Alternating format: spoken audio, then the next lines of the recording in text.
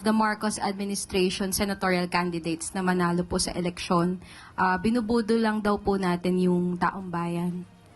Unang-una po, matagal na po nilang ini-issue na mukhang hindi kakayanin ng Pangulo ang aspirasyon na magkaroon at mag-deliver ng bigas sa halagang 20 pesos kada kilo.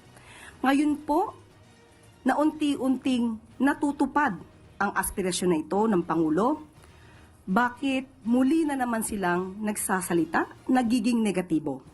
Muli, uulitin natin, ang gusto po ng Pangulo, ng Pangulong Marcos, ay ma-deliver sa taong bayan ang bigas sa murang halaga.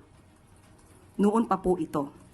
Pero ngayon po'y nagsusumikap ang ating pamahalaan, ang ating Pangulo na matupad ang aspirasyon na ito. Sana po sa mga leader, ang tunay na leader at tunay na Pilipino ay dapat sumusuporta sa kapwa Pilipino, lalong-lalo na sa pinuno ng bansa.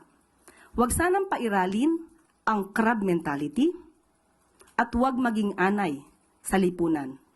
Magkaisa tayo para matupad ng Pangulo at ng pamahalaan ang mga aspirasyon para sa taong bayan. Narinig na namin niya. Wag na lang kayo makapag-away, makapagtulungan na lang kayo ganyan-ganyan. Wag niyo na kaming sisihin, wag niyo na kaming investigahan kasi hindi nakakatulong yan sa taong bayan.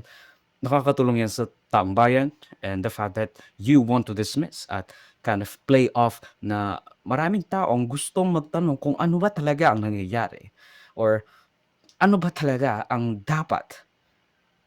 Sinasabi mo disruptive.